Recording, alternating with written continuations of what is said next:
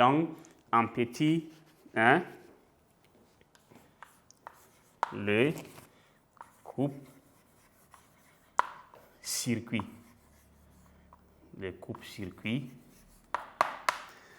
Donc, le coupe-circuit ici, voilà, le coupe-circuit satisfait donc aux deux conditions suivantes. Qu'est-ce qu'on fait? Le remplacement du fusible doit être facile et sans danger. Donc, le remplacement du fusible doit être facile et sans danger. La destruction du fusible pouvant s'accompagner d'étincelles, voilà, le fusible doit être enfermé dans une boîte isolante et incombustible. Donc ici, ça veut dire que le coupe-circuit fait allusion à l'utilisation de quoi? De fusible. Vous voyez, fusible. Et maintenant, le cas du disjoncteur est différent de ce cas.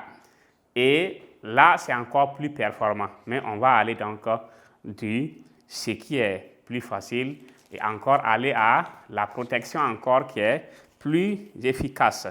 Donc, le coupe-circuit satisfait aux deux conditions suivantes. Le coupe-circuit satisfait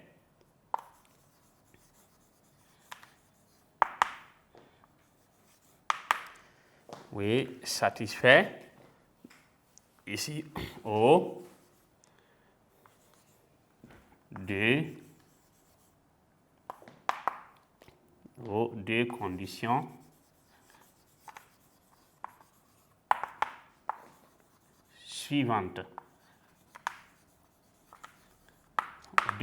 suivantes. Donc, on a le remplacement du fusible doit être facile. Premier tiret, le remplacement du fusible doit être, doit être facile et sans danger. Doit être facile et sans danger. Donc, la destruction du fusible. La destruction du fusible pouvant s'accompagner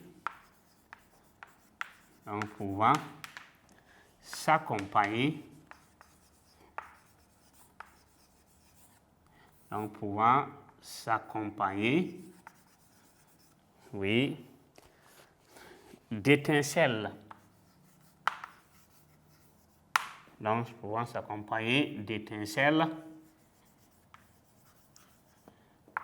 OK. Donc, le fusible doit être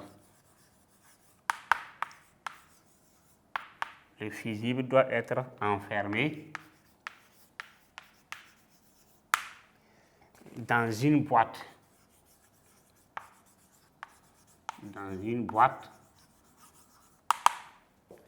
isolante et incombustible.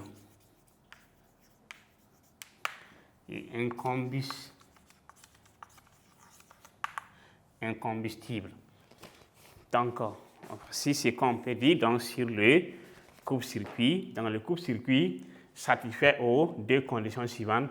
Le remplacement du fusible doit être facile et sans danger. Dans la destruction du fusible, donc pouvant s'accompagner d'étincelles, ça veut dire la destruction du fusible, ça peut s'accompagner de quoi? D'étincelles. Donc, pour cela, le fusible doit être enfermé dans une boîte isolante. Là, lorsque, au lieu donc que ça ne produit donc des étincelles, on met ça dans une boîte, voilà, dans une boîte isolante et incombustible. Là, même s'il y a la destruction de celui-ci, donc vous allez voir que ça ne va pas causer autre dégâts. Donc ça reste là-bas et le remplacement doit être très facile. Donc, on remplace en même temps. Voilà, lorsque le fusible est détruit, puis ça, on peut remplacer ça facilement. Et même la nuit, si ça arrive, donc, si ça est là, on peut remplacer facilement. Et autant que, voilà, qui est aussi moins cher. Mais si c'était donc l'appareil que vous avez payé nouvellement qui est détruit, là, c'est une perte énorme. Donc, pour cela, on place dans le fusible. S'il est détruit, on remplace ça facilement. C'est pour cela qu'on dit quoi? Le remplacement du fusible doit être facile et sans danger. OK?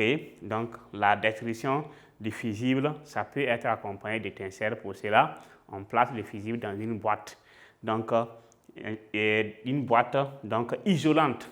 On dit bien isolante. Et voilà. Et encore donc incombustible. Pour que la boîte ne prenne pas feu. Si ça prend feu, ça va encore augmenter les dangers. Donc, pour cela, tout est préparé. Donc, vous avez déjà la chance de connaître ça.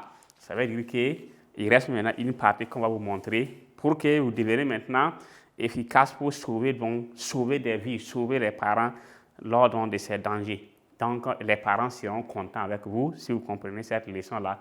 Vous allez sauver des appareils. On ne peut pas payer un appareil à 300 000, 400 000, 500 000 s'il n'y a pas ce petit élément fusible. Lorsqu'il y a un problème seulement, ça attaque en même temps l'appareil et il faut encore aller payer. Voilà. Mais si c'est le disjoncteur, ça ne vaut rien. Donc. Et si c'est encore, parlons donc de fusible, si c'est le fusible, très facile. Donc, premier tiret, le remplacement du fusible doit être facile et sans danger. Sans danger. Donc, maintenant, toujours dans le même lancé, on va aller maintenant voir le petit 2, le disjoncteur. Donc, le disjoncteur.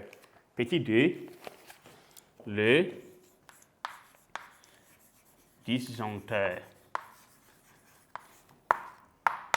Le disjoncteur. Donc, ici à la maison, un disjoncteur se retrouve donc à l'entrée de l'installation. À l'entrée de l'installation. Après le compteur. Vous voyez, à l'entrée donc, voilà, après donc le compteur. C'est un interrupteur, voilà, automatique. Ici, vous voyez, c'est un interrupteur automatique qui coupe le circuit quand l'intensité qui le traverse atteint une valeur donnée. Ça veut dire si la valeur là est tellement élevée, ça coupe le circuit. Donc, plus précis que les coupe-circuits. Ça veut dire le cas coupe-circuit à fusible. Le cas de fusible est bien, mais puisque en ce moment, s'il y a un problème là, le fusible là se détruit, se détériore et on change. Mais ici, au lieu donc de détruire quelque chose, ça saute automatiquement. Donc, il permet de renfermer le circuit par manœuvre, donc par simple manœuvre, ça veut dire d'une manette ou encore un levier ou par une pression sur un bouton qui est souvent vert dans vos installations.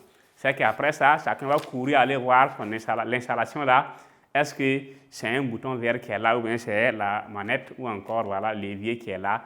Et à travers ça maintenant, vous serez prêt maintenant pour voir si ça arrive seulement, vous allez sauver toute la famille. Donc, c'est déjà très bien pour vous de voir cette leçon. Donc, le disjoncteur,